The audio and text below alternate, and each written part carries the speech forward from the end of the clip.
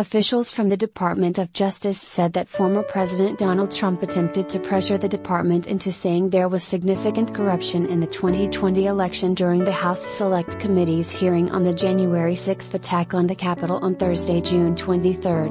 The focus of the hearing was how Trump attempted to use the Justice Department to overturn the results of the 2020 election, despite there being no evidence to support his claims.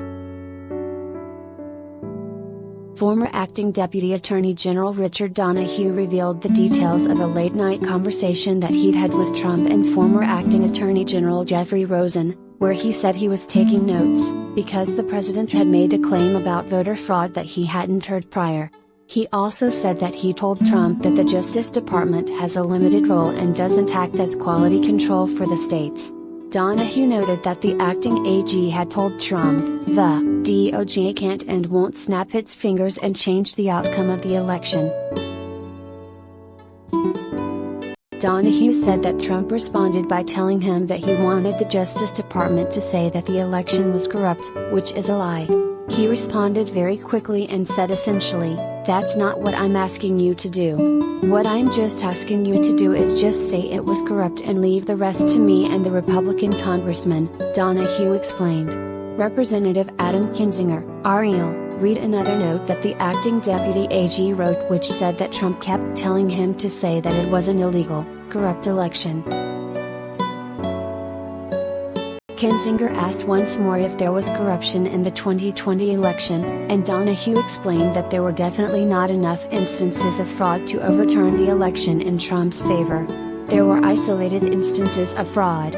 None of them came close to calling into question the outcome of the election in any individual state, he said.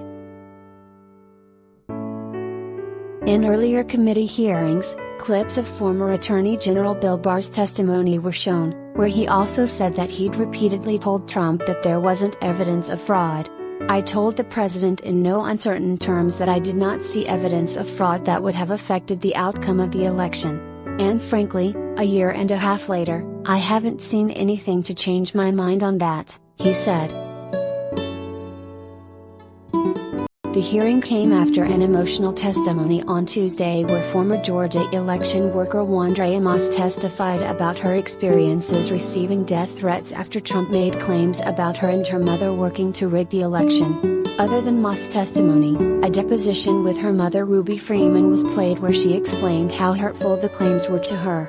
"There is nowhere I feel safe. Nowhere," she said.